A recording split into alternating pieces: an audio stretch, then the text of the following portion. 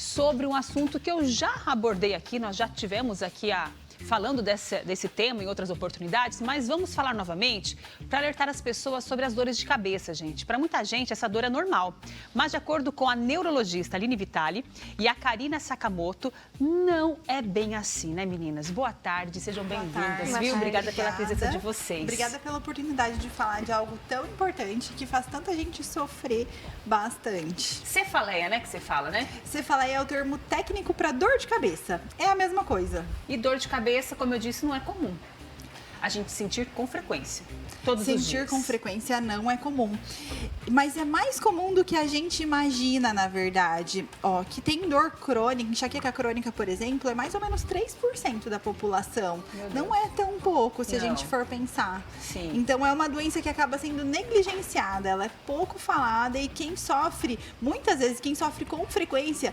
às vezes até disfarça que tá com dor e não fala sobre o assunto. Isso Porque, acontece. né? A pessoa fica assim, né, Karina, guardando essa dor só pra ela, porque de repente eu acho que as pessoas podem achar que a pessoa tá reclamando demais, né?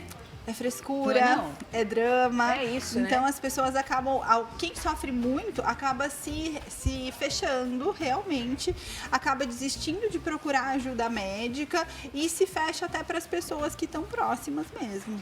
A partir de que momento que eu devo buscar um profissional para tratar essa dor? A partir de 3 dias de dor de cabeça ao mês, se recomenda considerar tratamento. Então, o ideal é que sempre que pessoas que tenham dor de cabeça e que ela se repita, que procure um atendimento médico, se possível um neurologista, para receber um diagnóstico, para saber o que fazer na hora da dor. E para quem tem dor frequente, aí o ideal é fazer tratamento mesmo. A Karina, gente, ela é residente em medicina e faz atendimento no ambulatório, que tem um ambulatório específico, né, para tratar as dores de cabeça, lá na PUC, é isso mesmo, Karina? Sim, na verdade eu sou estudante ainda da graduação. Ah, você é estudante, está graduando ainda, está na graduação. E nós na PUC temos tanto o ambulatório especializado em cefaleia, temos também um grupo de pesquisa e temos também a Liga Acadêmica de Cefaleia. Exatamente por não ser um assunto que tem que ser deixado de lado, merece uma atenção especial. E quem mais busca a ajuda de vocês? São os homens ou são as mulheres? Mulheres, principalmente mulheres, na faixa de 30 a 50 anos é o público mais frequente mesmo. E aí lá encontra de tudo quanto é tipo de... Desculpa, gente. Lá encontra o tratamento para você buscar resolver. Olha lá, a gente está vendo algumas imagens ali, que é bem isso, né? A pessoa fica sem querer conversar com ninguém, ela quer ficar sozinha, ela quer ficar quieta. Num lugar escuro, de preferência. Né? O grau, sem tela, sem luz, sem nada, sem vida, na verdade, né? Sem vida. Algumas pessoas, realmente, elas começam a evitar todas as coisas da vida, inclusive trabalho. Algumas mulheres deixam de ter filhos, por exemplo, deixam de trabalhar, deixam de ir a encontros de família, de amigos, porque estão com dor. E tem tratamento? Como que tem tratamento. Todas as dores de cabeça têm tratamento. As dores de cabeça fortes, mais frequentes, são os pacientes que têm enxaqueca. Então, enxaqueca é a dor forte mais frequente. E tem muitas opções de tratamento. A gente tem tratamentos convencionais que são usados há muito tempo. São tratamentos relativamente baratos, alguns até disponíveis pelo SUS. A gente tem novos medicamentos também para enxaqueca e tem medicamentos em desenvolvimento. Tem perspectiva de 2025 chegar novos medicamentos aqui no Brasil também. Então a gente tem muito o que fazer para quem tem dor de cabeça, não precisa ficar sofrendo sozinha. Como que a gente vai chegar nesse diagnóstico? O diagnóstico, do tratamento, de qual tratamento que a gente vai fazer? De qual tratamento precisa se consultar. Então, o diagnóstico de enxaqueca é clínico, por exemplo. Então, a gente vai avaliar, ver as características da dor, fazer o exame físico e, frequentemente, isso é suficiente. Muitas vezes, a gente não precisa de nenhum exame, tá? O que a gente precisa é de um bom atendimento. E aí, a partir das características da pessoa, das características da dor dela, do diagnóstico da dor, aí a gente pode, então, definir qual que é o melhor tratamento. Tem crônica, né?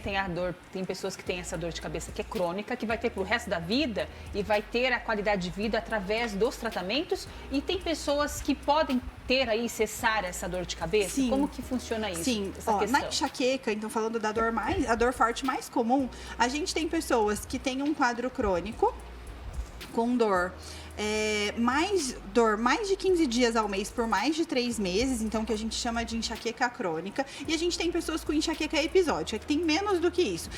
Tem gente que tem episódica e que todo mês tem dor, mas tem gente que tem algumas vezes no ano apenas. Então isso varia de uma pessoa para outra, então da genética de cada um, mas também do estilo de vida de cada um.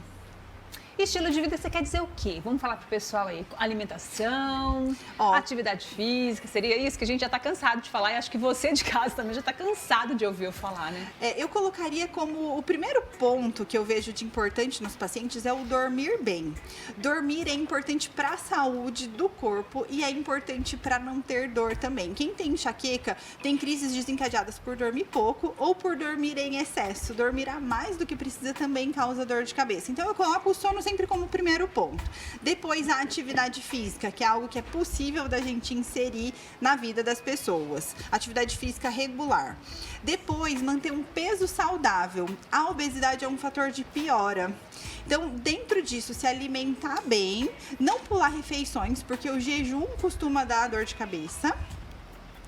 Beber bastante líquido e não exagerar na cafeína.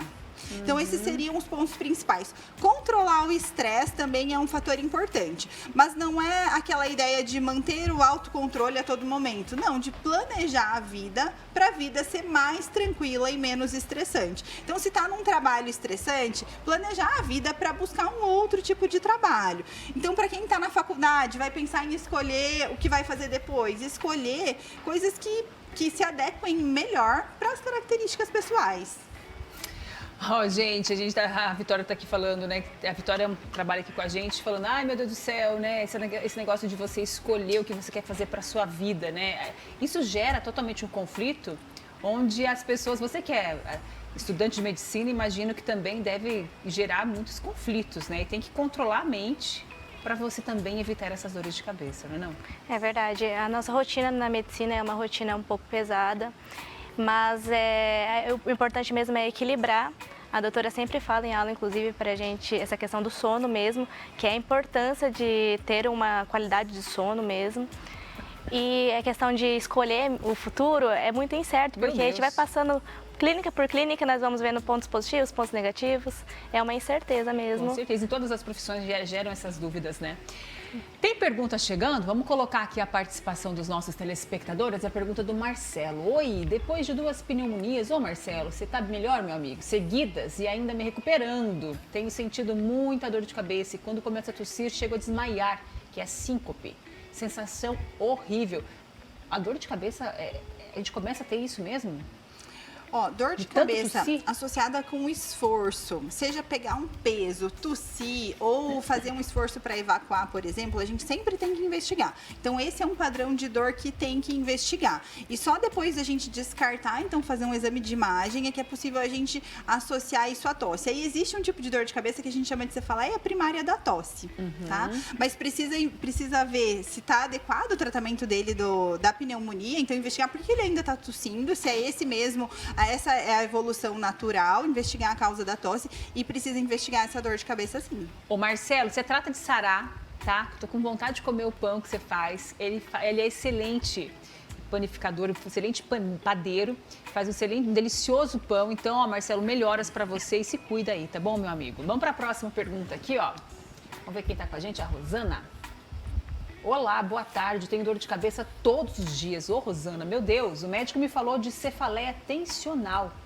Tem algum método para curar isso? O que é a cefaleia tensional? A cefaleia do tipo tensão é a dor de cabeça mais comum, mas ela costuma ser uma dor leve que não leva as pessoas a procurarem atendimento médico.